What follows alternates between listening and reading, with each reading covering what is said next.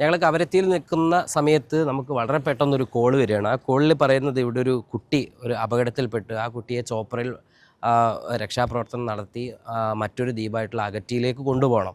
അപ്പോൾ ശരിക്കും നമ്മൾ വിചാരിക്കുന്നത് ഇവിടെയുള്ള ആളുകൾക്ക് എയർലിഫ്റ്റ് വളരെ സുഗമമാണ് എന്നൊക്കെയാണ്.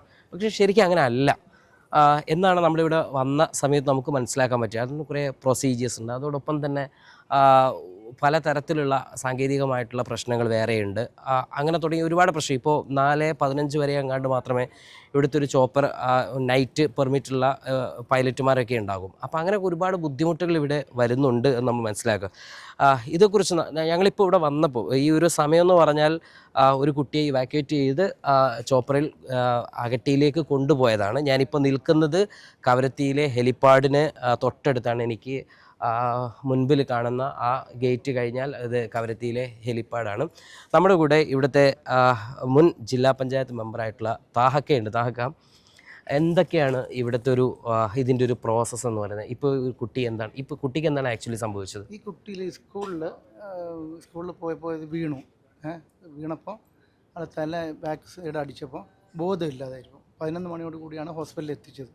അങ്ങനെ ബോധമില്ലാതെ ഡോക്ടറെല്ലാം മറ്റ് ട്രീറ്റ്മെൻറ്റൊക്കെ ചെയ്തിട്ട് അപ്പോൾ അങ്ങനെ ഇപ്പോൾ ഏകദേശം ഇപ്പോൾ 5:30 കൂടിയായി ഇത് എവാക്യുവേറ്റ് ചെയ്യാൻ സമയമെടുത്തപ്പോൾ.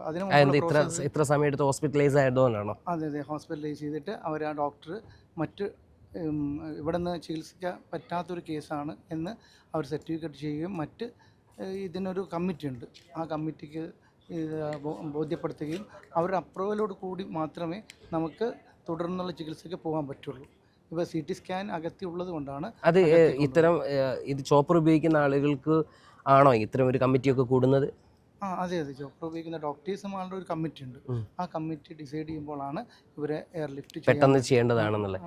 ഇനിയിപ്പോൾ അങ്ങനെ ഈ എയർലിഫ്റ്റ് സംവിധാനം എന്ന് പറയുന്നത് ഇവിടുത്തെ സൈന്യത്തിൻ്റെതാണോ അല്ല ഇവിടുത്തെ ലക്ഷദ്വീപ് അഡ്മിനിസ്ട്രേഷൻ്റെ ഭാഗമാണ്? എന്താണ് ഇത്? ലക്ഷദ്വീപ് അഡ്മിനിസ്ട്രേഷൻ്റെ ഭാഗമാണ്. പവൻ ഹാൻഡ്സ് ആണ് ഇവിടെ സർവീസ് നടത്തുന്നത്. എത്ര ചോപ്പേഴ്സാണ് ഇവിടെയുള്ളത്? 3 ഉള്ളത്. ഓക്കെ. ഇത് രാജീവ് ഗാന്ധിയുടെ ആ ഒരു ഭരണകാലത്ത് വന്നതാണ്. പവൻ ഹാൻഡ്സിൻ്റെ എയർലിഫ്റ്റ് ഹെലികോപ്റ്റർ 2 ആയിരുന്നു. പിന്നീട് ഒരെണ്ണം കൂടി കൊണ്ടുവന്നിട്ട് 3 ആക്കിയിട്ടുണ്ട്. അപ്പോൾ നമുക്കിപ്പോൾ അഗത്തി CT സ്കാൻ ഉള്ളത് കൊണ്ടാണ് അഗത്തിക്ക് വിട്ടത്. ഇല്ലെങ്കിൽ നമുക്ക് ഈ ദിവസം പോകാൻ പറ്റില്ല.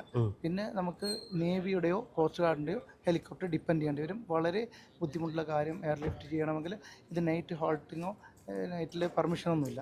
രാത്രി ഇത് പോകുന്നില്ല, പോകാനോ അവിടെ എവിടെയും പോകാനുള്ള പെർമിഷനൊന്നുമില്ല. അപ്പോൾ അതുകൊണ്ട് രാത്രിയുള്ള വളരെ ബുദ്ധിമുട്ടുള്ള കാര്യങ്ങളൊക്കെ നേരത്തെ നേവിയോ കോസ്റ്റ് ഗാർഡോ കൊണ്ടുപോയിട്ട് കൊച്ചിയിലെത്തിക്കുകയാണ് പതിവ്.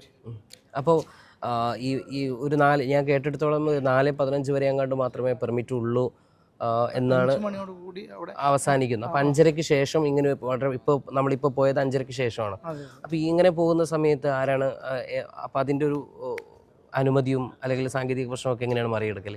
അത് പോർട്ട് ഡിപ്പാർട്ട്മെൻറ്റിൻ്റെ ഡയറക്ടറാണ് അത് അവർ ചെയ്യേണ്ടത്. അഗത്തി ആയതുകൊണ്ടാണ്. അഗത്തിയിൽ ഇപ്പോൾ അവർ എയർപോർട്ടൊക്കെ ക്ലോസ് ചെയ്തു. അപ്പോൾ ആ എയർപോർട്ട് ക്ലോസ് ചെയ്തുകൊണ്ട് അവർ വിളിച്ച് ഈ കുട്ടിയുടെ കേസെന്ന് പറഞ്ഞപ്പോൾ അങ്ങനെയാണ് അവിടെ അനുവദിച്ചത്. ഇനിയിപ്പോൾ അവർക്ക് തിരിച്ചു വരാൻ പറ്റില്ല, നാളെ പറ്റുള്ളൂ. ഹെലികോപ്റ്റർ അവിടെ ഹോൾട്ട് ചെയ്യേണ്ടി വരും. ഇനി അതല്ല, ഇപ്പോൾ ഇങ്ങനെയുള്ള ഒരു ഘട്ടത്തിൽ ഒരു ഫാമിലി ഇപ്പോൾ ചോപ്പർ ഉപയോഗിക്കുകയാണെങ്കിൽ അവരിൽ നിന്ന് ഏതെങ്കിലും തരത്തിലുള്ള ഫീസ് ഈടാക്കുന്നുണ്ടോ? അത് ഈടാക്കുന്നുണ്ട്. രോഗിക്ക് അല്പം കുറവാണ്.